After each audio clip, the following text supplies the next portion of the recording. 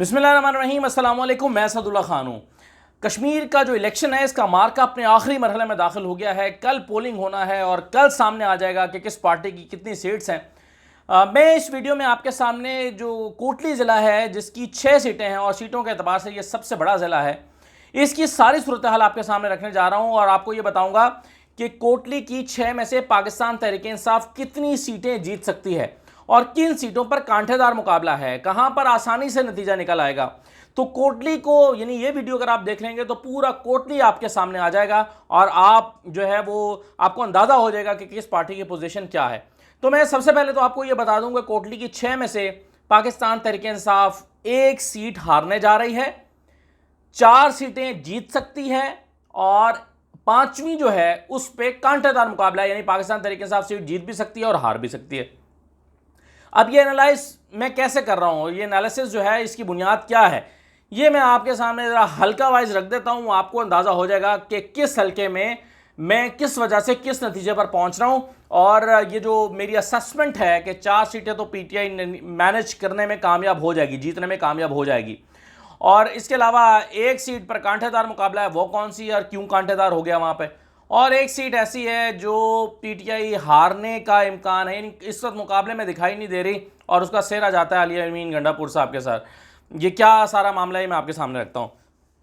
अच्छा जी, सबसे पहले आप आ जाएं LA-8 कोटली 1। ये एक नया हल्का बना है, ये पहले दूसरे हल्के के साथ मर्ज था, बड़ा हल्का था, इसको 2 हिस्सों में तकसीम करके। तो ये वाला जो एरिया है जिसमें राजमहल का इलाका आता है, ये नया हल्का बना है। यहाँ पर पाकिस्तान तहरीक-ए-इंसाफ के ज़फ़र इकबाल मलिक, नून लीग के जुल्फ़िकार अली और पाकिस्तान पीपल्स पार्टी के मोहम्मद आफ्ताब अंजुम जो हैं वो मुकाबला कर रहे हैं। लेकिन इसमें जो सबसे ताकतवर उम्मीदवार हैं वो इन तीनों पार्टीज़ में नहीं है, वो है जी मुस्लिम कॉन्फ्रेंस के मलिक नवाज़ साहब। ये मलिक नवाज़ वो हैं जो पहले अभी LA-8 में या LA-10 से इलेक्शन लड़ा करते थे, पिछले दोनों इलेक्शन भी जीते और उससे पहले भी इलेक्शन जीतते चले आ रहे हैं और इनका बहुत ही अच्छा रिकॉर्ड है इलेक्शन जीतने का, ये तकरीबन सारे इलेक्शन जीते हैं। तो मलिक नवाज़ साहब जो हैं वो मुस्लिम कॉन्फ्रेंस के प्लेटफॉर्म पर इस हल्के से अब आकर इलेक्शन लड़ रहे हैं। ये इलाका इनके पहले भी हल्के में शामिल तो था, लेकिन एक तरह से ये एक नया हल्का चूँकि बना है तो ये वाली साइड जो है इनकी उस तरह से स्ट्रॉन्ग होल्ड नहीं है। लेकिन इसके बावजूद चूँकि हमेशा ये इलेक्शन जीतते हैं तो ये एक ताकतवर तरीन उम्मीदवार समझे जा रहे हैं। तो यहाँ जो मुकाबला है वो पाकिस्तान तहरीक-ए-इंसाफ के ज़फ़र इकबाल मलिक का है और मुस्लिम कॉन्फ्रेंस के मलिक नवाज़ का जो मुकाबला है वो आपस में सख्त मुकाबला है। और ज़फ़र इकबाल मलिक जो हैं वो पहले नून लीग में थे, पिछले दोनों इलेक्शन में नून लीग से उनको टिकट नहीं मिला, यानी वो टिकट लेने के उम्मीदवार थे, उनको टिकट नहीं मिला। इस दफ़ा वो पाकिस्तान तहरीक-ए-इंसाफ में आ गए, उनको टिकट मिल गया। तो ये मलिक ज़फ़र इकबाल साहब का पस मंज़र है, यानी पहले उन्होंने इलेक्शन कोई नहीं लड़ा और पाकिस्तान तहरीक-ए-इंसाफ के टिकट से पहली मरतबा इलेक्शन लड़ रहे हैं। इससे सारी सियासत उन्होंने नून लीग के प्लेटफॉर्म से की है। और जुल्फ़िकार साहब जो हैं नून लीग के, वो पहले वो पीपल्स पार्टी में थे, चौधरी मजीद जो हैं उनके वो DG सियासी उमूर हुआ करते थे। और इस तरह से जो आफ्ताब अंजुम है ये हमेशा से पाकिस्तान पीपल्स पार्टी के में ही रहे हैं और लेकिन कभी जीते नहीं हैं। तो आप आफ्ताब अंजुम और जुल्फ़िकार अली को तो मुकाबले से निकाल दीजिए, मुकाबला ज़फ़र इकबाल का यानी पाकिस्तान तहरीक-ए-इंसाफ का और मुस्लिम कॉन्फ्रेंस के मलिक नवाज़ का आपस में सख्त मुकाबला है। अब यहाँ जो सर्वेस कह रहे हैं और जो मकामी लोग कह रहे हैं वो कह रहे हैं कि ज़फ़र इकबाल मलिक की इसलिए पोजीशन यहाँ पर बेहतर हो गई है कि मलिक नवाज़ जो हैं वो इस हल्के के से इलेक्शन, यानी इनका स्ट्रॉन्ग होल्ड जो था वो LA-10 है, जो अभी LA-10 है जहाँ से वो हमेशा जीतते रहे हैं। तो ये उनका नया हल्का, एक तरह से नया इलाका बन रहा है राजमहल, तो यहाँ उनके लिए मुश्किलात खड़ी हो रही हैं।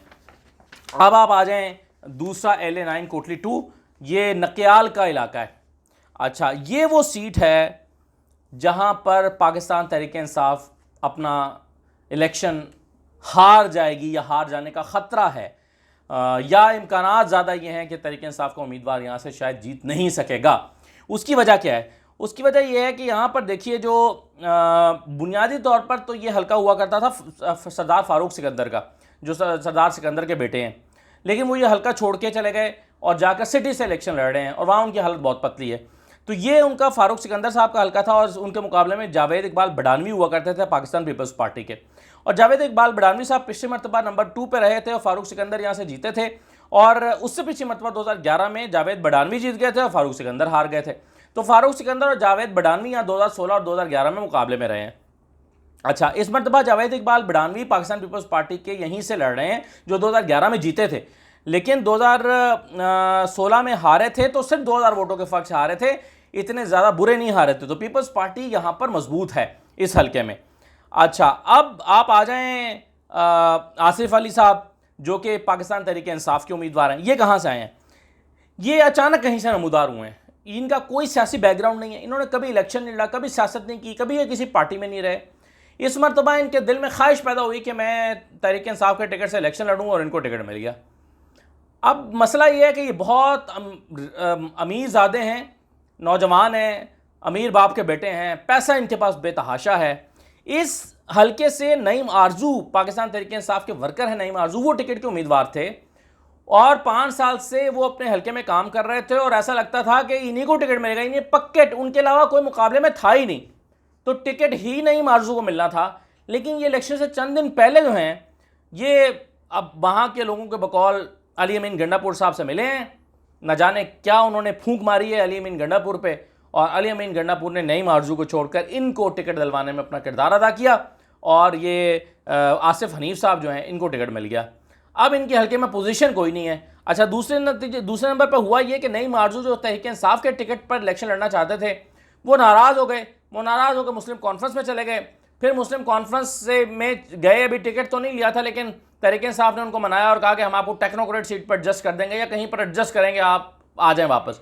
अब वो खामोश बैठे हुए हैं और खामोशी से ये तमाशा देख रहे हैं कि होता क्या है। तो आसिफ हनीफ साहब जो न कभी इलेक्शन लड़े हैं, न कभी सियासत की है, न कभी पहले जो है वो कहीं उनका सियासी बैकग्राउंड है, वो पैसे के ज़ोर पर इलेक्शन लड़ने की कोशिश कर रहे हैं। लेकिन उनके मुकाबले में जो तगड़े उम्मीदवार हैं वो पाकिस्तान पीपल्स पार्टी के जावेद बडानवी हैं और मुस्लिम कॉन्फ्रेंस के सरदार नईम करेलवी हैं। तो मुकाबला यहाँ पर जो हो रहा है वो जावेद बडानवी का और सरदार नईम करेलवी का मुकाबला है और तहरीक इंसाफ इस हल्के में दूर दूर तक दिखाई नहीं दे रही। तो ये वो 6 में से एक सीट है जिसमें सबसे ज़्यादा इम्कान है पाकिस्तान तहरीक इंसाफ के हारने का। आगे आ जाइए, LA-10 कोटली सिटी। ये कल भी मैंने अपनी जो वीडियो की थी उसमें इसके बारे में बताया था, लेकिन मुख्तसर बता देता हूँ कि यहाँ से मलिक नवाज़ जो हैं, पहले इस हल्के में मलिक मोहम्मद नवाज़ मुस्लिम कॉन्फ्रेंस के ये जीते थे और 2011 के इलेक्शन में भी मलिक मोहम्मद नवाज़ ही जीते थे। और मैंने आपको बताया कि इससे पहले भी ये जीतते रहे और इस मरतबा LA-8 में चले गए हैं, राजमहल के इलाके में। तो सिटी से ये नहीं लड़ रहे, सिटी की सीट इन्होंने खाली कर दी है। सिटी में मलिक मोहम्मद यूसुफ जो पाकिस्तान तहरीक इंसाफ के रहनुमा हैं, इनके अलावा बाकी तीनों जो उम्मीदवार हैं वो नए आए हैं इस हल्के में, पहले इस हल्के से इलेक्शन नहीं लड़े। कौन कौन है? मलिक मोहम्मद यूसुफ PTI के मुकाबले में चौधरी मोहम्मद यासीन है। चौधरी मोहम्मद यासीन पाकिस्तान पीपल्स पार्टी के ताकतवर उम्मीदवार हैं, लेकिन इनका मसला ये है कि ये एक और हल्के से भी इलेक्शन लड़ रहे हैं और उस हल्के में इनकी पोजीशन ज़्यादा बेहतर है, तो फोकस भी ये वहीं पर ज़्यादा कर रहे हैं इस हल्के की बजाय। तो चौधरी मोहम्मद यासीन अगरचे पीपल्स पार्टी के तगड़े उम्मीदवार हैं इस हल्के में मलिक यूसुफ PTI के मुकाबले में, लेकिन फोकस ज़्यादा इन्होंने किया हुआ है LA-12 में, ठीक है, और वहीं से इनके जीतने के इम्कान भी हैं। इसी तरह से यहाँ पर फारूक सिकंदर लड़ रहे हैं, जो मैंने आपको बताया था नून लीग के टिकट पर पिछला और उससे पिछला इलेक्शन लड़े थे और पिछला इलेक्शन जीते भी थे, वजीर भी बने थे सरदार सिकंदर के बेटे। वो इस मरतबा मुस्लिम कॉन्फ्रेंस पर चले गए हैं और अपने वालिद की हिदायत पर गए हैं और नाराज़ होकर गए हैं। यानी अपने वालिद से कहता है कि मैं आपके साथ अब नहीं चल सकता, मैंने आपके साथ सियासत नहीं करनी, आप मुझे नून लीग से निकल के मुस्लिम कॉन्फ्रेंस में आने का कह रहे हैं। लेकिन बड़े बैठे, बुजुर्ग बैठे और लोगों ने कहा कि नहीं, आप मुस्लिम कॉन्फ्रेंस से लड़ें। तो ना बादल खास्ता और बेदिली के साथ उन्होंने नून लीग छोड़ के और मुस्लिम कॉन्फ्रेंस में शिरकत किया और मुस्लिम कॉन्फ्रेंस ज्वाइन करके भी हल्का भी इनको अच्छा नहीं मिला और हल्का भी सिटी का वो हल्का जहाँ से इन्होंने पहले इलेक्शन नहीं लड़ा, तो दिली तौर पर ये इलेक्शन हारे पड़े हैं। तो यहाँ से इनकी जीत के इम्कानात ना होने के बराबर हैं। तो और जुबैर कियानी नून लीग के वो भी कहीं नज़र नहीं आ रहे। तो मुकाबला यहाँ पर मलिक यूसुफ का है PTI के और चौधरी यासीन का है जो कि पीपल्स पार्टी के उम्मीदवार हैं। तो पीपल्स पार्टी के चौधरी यासीन मैंने आपको बताया कि इसलिए थोड़ा सा यहाँ पर कम है क्योंकि दूसरे हल्के में उनका फोकस ज़्यादा है। और मलिक यूसुफ के बारे में आपको बता दूँ, ये पिछला इलेक्शन नून लीग से लड़े, हार गए चंद वोटों से। उससे पिछला इलेक्शन जो है ये पीपल्स पार्टी से लड़े, हार गए। उससे पिछला इलेक्शन जो है ये पीपल्स मुस्लिम लीग के प्लेटफॉर्म से लड़े और हार गए। तो ये पिछले तीनों इलेक्शन हार के इस मरतबा PTI में आए हुए हैं, लेकिन PTI में और हारे हैं थोड़े थोड़े वोटों के फ़र्क से। तो इस मरतबा इनकी पोजीशन बेहतर चल रही है, तो मलिक यूसुफ ये सीट निकाल लेंगे, यानी पाकिस्तान तहरीक इंसाफ ये सीट निकाल लेगी। आगे LA-11 में आ जाइए, कोटली 4, ये सेंसा का इलाका है। अच्छा, अब यहाँ पर जो है सूरत हाल दिलचस्प है। यहाँ पर चौधरी मोहम्मद अखलाक हैं पाकिस्तान तहरीक इंसाफ के उम्मीदवार, राजा नसीर अहमद खान है नून लीग के उम्मीदवार और सरदार मोहम्मद बशीर पहलवान है पीपल्स पार्टी के उम्मीदवार। सरदार बशीर पहलवान को तो आप निकाल दें क्योंकि ये कमज़ोर उम्मीदवार हैं सरदार पीपल्स पार्टी के जो हैं, क्योंकि 2016 ये 2011 के इलेक्शन में इन्होंने दूसरे नंबर पर तो रहे थे लेकिन सिर्फ 2400 वोट हासिल किए थे, जबकि राजा नसीर अहमद साहब जो हैं इन्होंने 25,000 वोट 2011 में लिए थे और 34,000 वोट 2016 में लिए थे। और 2016 का जो इलेक्शन था इसमें यानी पिछले दोनों इलेक्शन में जीते तो नून लीग के ही हैं यहाँ पर राजा नसीर अहमद खान, लेकिन पिछली मरतबा उनके मुकाबले में चौधरी मोहम्मद अखलाक 21,500 वोट लेने में कामयाब हो गए थे और चौधरी मोहम्मद अखलाक जो हैं वो इस दफ़ा पीटीआई के टिकट पर इलेक्शन इस दफ़ा भी पीटीआई के टिकट पर इलेक्शन लड़ रहे हैं। तो मुकाबला जो बनता है वो पाकिस्तान तहरीक इंसाफ का चौधरी मोहम्मद अखलाक का बनता है राजा नसीर अहमद खान के साथ। तो राजा नसीर अहमद खान जो कि 4 मरतबा वज़ीर रह चुके हैं, राजा नसीर नून लीग से 4 मरतबा वज़ीर रह चुके हैं, घाघ सियासतदान है, तो मुकाबला यहाँ पर बहुत सख्त है। और चौधरी अखलाक जो है इनका प्लस पॉइंट ये कि हमेशा पीटीआई में रहे हैं, पीटीआई के नज़रियाती कारकुन हैं, इलेक्शन लड़ते रहे हारते रहे, लेकिन इस मरतबा उनकी कैंपेन बहुत अच्छी हुई है और इस मरतबा उनकी यानी कांटेदार मुकाबला है और राजा नसीर की पोजीशन भी कुछ हलकों में मजबूत है और चौधरी अखलाक की जीत के इम्कानात भी ज़्यादा हैं, काफ़ी जगहों पे ज़्यादा हैं। तो यूं कांटेदार मुकाबले के बाद मैं ये समझता हूं कि चौधरी अखलाक चूँकि वो हुकूमती जमात से भी हैं तो वो शायद ये सीट मैनेज करने में कामयाब हो जाएंगे, सीट निकाल लेंगे। अब आ जाइए आप LA-12 कोटली 5 में, सेकेंड लास्ट हल्का इस कोटली का। अच्छा, अब यहाँ पर जो है वो मैंने आपको बताया था कि चौधरी मोहम्मद यासीन पाकिस्तान पीपल्स पार्टी के जो उम्मीदवार हैं जो LA-10 से भी इलेक्शन लड़ रहे हैं वो बड़े ताकतवर उम्मीदवार हैं। उनके मुकाबले में शौकत फरीद हैं पाकिस्तान तहरीक इंसाफ से और राजा मोहम्मद रियासत है नून लीग से। अब ये जो तीनों के दरमियान जो है वो मुकाबला है और तीनों के दरमियान ही अच्छा कांटेदार मुकाबला है, शौकत फरीद, राजा मोहम्मद रियासत और चौधरी यासीन के दरमियान। अब चौधरी यासीन 2 हलकों में इलेक्शन लड़ रहे हैं, मैंने आपको बताया तवज्जो उनकी बटी हुई है लेकिन ज़्यादा फोकस वो इस हलके में कर रहे हैं। तो इस हलके में कांटेदार मुकाबला यानी चौधरी यासीन जो हैं वो शौकत फरीद को बहुत टफ टाइम दे रहे हैं। शौकत फरीद की सूरत हाल ये है कि ये ब्रिटिश नेशनल है, मालदार आदमी है, बहुत पैसा है इनके पास और पिछला इलेक्शन ये पीटीआई से लड़े थे लेकिन सिर्फ 6,000 वोट मिले थे तो बुरी तरह से ये इलेक्शन हार गए थे। जबकि चौधरी यासीन जो है वो पिछले 3 इलेक्शन जीतते चले आ रहे हैं। चौधरी यासीन जब पिछली मरतबा नून लीग की हुकूमत बनी थी तो भी ये पीपल्स पार्टी के प्लेटफॉर्म से जीत गए थे और उससे पिछली मरतबा तो ये 45,000 वोट लेकर जीते थे चौधरी मोहम्मद यासीन पीपल्स पार्टी से। तो चौधरी यासीन जो है यहाँ पर एक बहुत ताकतवर तगड़े उम्मीदवार हैं और अगर शौकत फरीद ने इनको हराना है तो बहुत ही हिकमत अमली का मुजाहरा करना होगा। और वो जो शुरू में मैंने आपको बताया कि 4 सीटें पीटीआई जीतेगी, 1 हार जाएगी और 1 पे कांटेदार मुकाबला है, वो तो मैं कहता कांटेदार मुकाबला वो ये है क्योंकि यहाँ पे ये चढ़ोई का इलाका है तो चढ़ोई के इलाके में शौकत फरीद और चौधरी मोहम्मद यासीन का जो है वो सख्त मुकाबला है। आखिरी हल्के में आ जाएँ LA-13 कोटली 6, ये खोई रट्टा का इलाका है और यहाँ पर अंसर अब्दाली पीटीआई के इलेक्शन लड़ रहे हैं, राजा अयाज अहमद खान नून लीग से और मोहम्मद वलीद इनकलाबी पाकिस्तान पीपल्स पार्टी से, जबकि राजा शादाब आज़ाद उम्मीदवार हैं, इनकी पोजीशन भी बेहतर है। अच्छा, मैं आपको ये बता दूं कि यहाँ पर मोहम्मद वलीद इनकलाबी और राजा अयाज अहमद खान ये दोनों अपने वालिद को रिप्लेस कर रहे हैं। यानी वलीद इनकलाबी जो है वो मतलूब इनकलाबी के बेटे हैं तो मतलूब इनकलाबी की वफात के बाद ये इलेक्शन लड़ रहे हैं और राजा अयाज अहमद खान जो हैं ये राजा निसार अहमद खान के बेटे हैं और उनकी सियासत से रिटायरमेंट के बाद ये इन्होंने कह दिया कि अब मैं सियासत नहीं करूँगा, मेरा बेटा करेगा, तो उन्होंने रिटायरमेंट ले लिया और उनका बेटा इलेक्शन लड़ रहा है। तो ये दोनों जो हैं ये पुराने और बड़े सियासतदानों के बेटे हैं।